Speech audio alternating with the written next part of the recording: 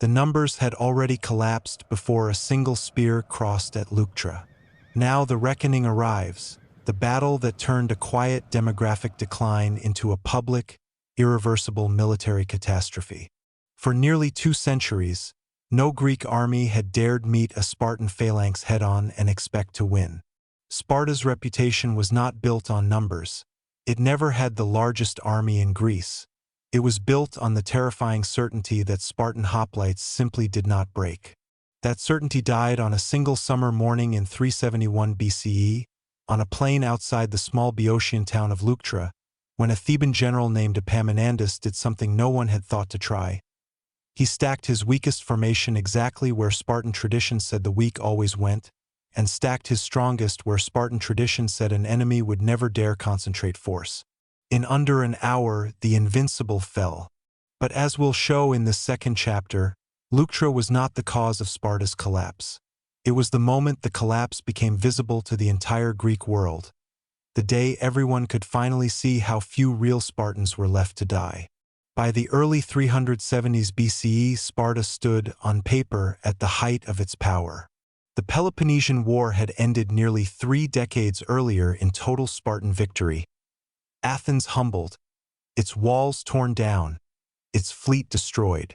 Sparta had gone on to dominate the Greek mainland through the King's Peace of 387 BCE, a settlement brokered with Persian support that formally recognized Spartan hegemony over the Greek world. To outside observers, and to many Spartans themselves, the city appeared to be at the summit of its historical arc. But the arithmetic we traced in Part 1 had not paused for this apparent triumph. It had, if anything, accelerated. The wars against Athens, and the subsequent decades of near-continuous Spartan military engagement across the Aegean and mainland Greece, had done what wars always do to a finite pool of soldiers. They consumed it. Every campaign in Asia Minor, every garrison posted to keep down a restless allied city, every skirmish in the endless project of maintaining Spartan hegemony, pulled from the same shrinking well of full Spartiate citizens that Part 1 described. And because that well had no natural mechanism for refilling itself quickly, no expanding pool of new citizens, no meaningful path for outsiders to become Spartiates, no fertility rate remotely capable of matching losses, every war Sparta won as a hegemon made Sparta weaker as a demographic entity, even as its geopolitical shadow over Greece grew longer. By 371 BCE, historians estimate Sparta could field perhaps 700 to 1,000 full Spartiate hoplites, a catastrophic contraction from the 5,000 or more available at Plataea a century earlier. To compensate, Sparta had already been forced into measures that would have scandalized the architects of the original Lycurgan system. The city increasingly relied on perioikoi, free but non-citizen inhabitants of Laconian towns who had never held full Spartiate status but who could be armed and drilled to fight alongside citizens. More strikingly, Sparta had begun arming helots directly, a category of soldier called neodemodius, newly enfranchised, granted a conditional and limited freedom in exchange for military service. This was, in effect, an admission that the closed citizen caste at the heart of Spartan identity could no longer defend the state on its own. The population the Spartans had spent 3 centuries terrorizing into submission was now being handed spears and asked to die for the system that oppressed it. It was against this backdrop, thinned in citizen numbers but still carrying the psychological weight of unbeaten reputation, that Sparta marched into Boeotia in the summer of 371 BCE to confront a resurgent Thebes. Thebes had spent the previous decade rebuilding its military and political independence after a period of Spartan-imposed occupation, and its army was now led by 2 men whose names would become permanently linked to the events at Leuctra.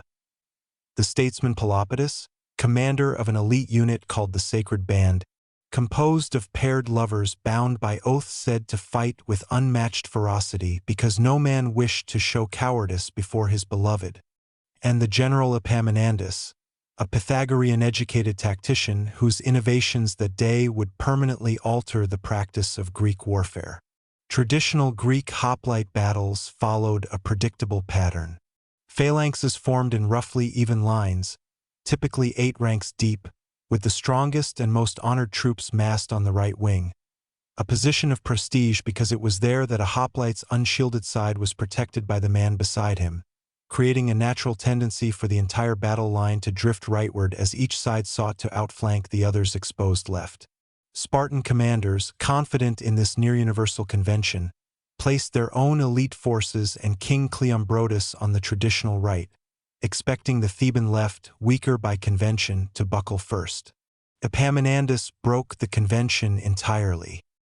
He massed his best troops, including the sacred band under Pelopidas, on his own left wing, stacking the formation an unprecedented 50 ranks deep against the Spartan 7, and deliberately held back his weaker center and right in a refused, staggered line, denying the Spartans the engagement they expected across the rest of the field.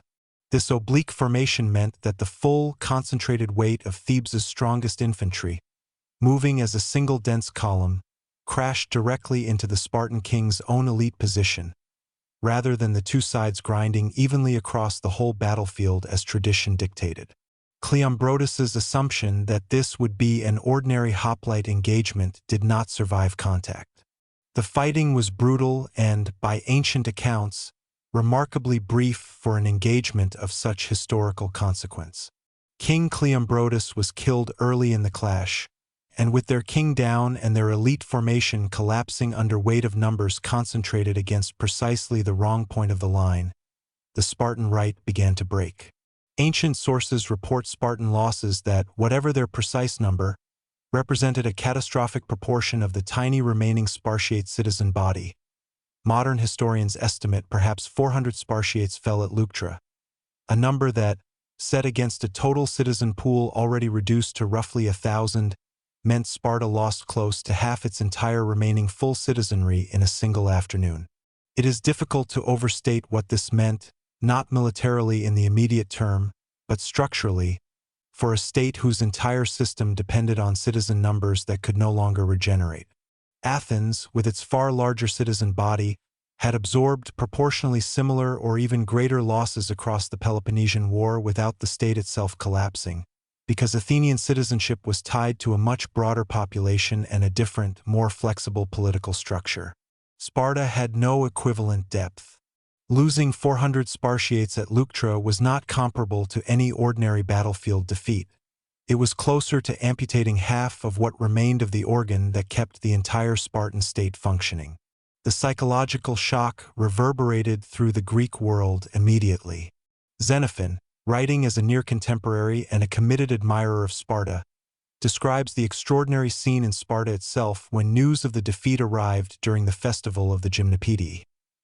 Rather than public mourning, Spartan law and custom required families of the fallen to appear in public with expressions of joy, celebrating their sons' deaths in battle as the highest honor, while families of survivors who had fled the field were expected to show shame.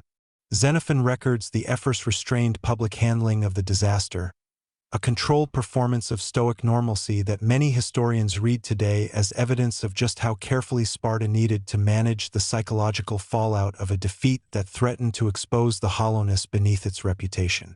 But performance could not undo demographic arithmetic.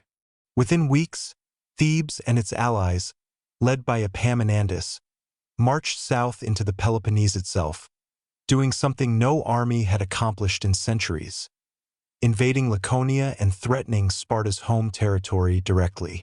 More consequentially, in 369 BCE, Epaminondas liberated Messenia, the region whose enslaved population had provided the helot labor underpinning the entire Spartan economic and social system for over 300 years. The newly freed Messenians founded the city of Messenia, fortified with walls the Thebans helped construct specifically to make reconquest impossible.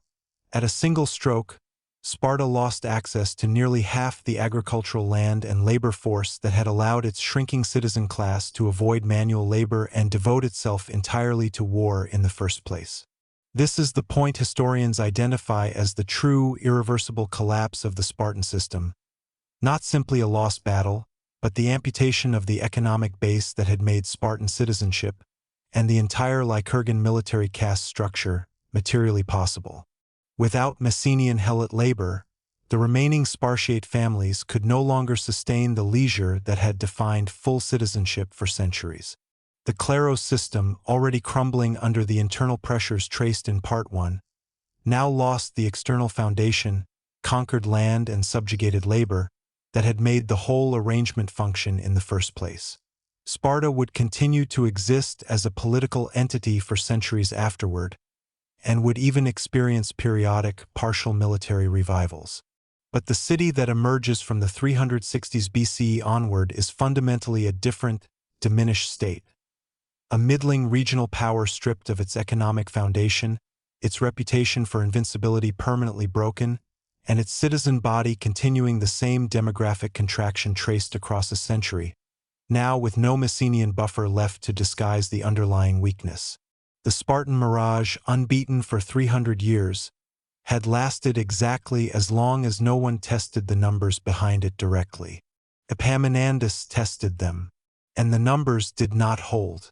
In our final part, we follow Sparta through its slow twilight, the failed attempts at internal reform under Kings Agis IV and Cleomenes III to reverse the very land laws that caused this crisis, the city's eventual absorption into the Achaean League, and its final humiliating status as a curiosity of the Roman world, a tourist attraction for wealthy Romans who came to watch staged reenactments of the very rituals that had once made Spartan boys into soldiers, performed now for entertainment. Rather than survival, Messenia was gone. The myth was broken, but Sparta still had one card left to play, a desperate, centuries-late attempt to undo the very laws that had hollowed it out from within. Part 3 begins with that last, failed gamble.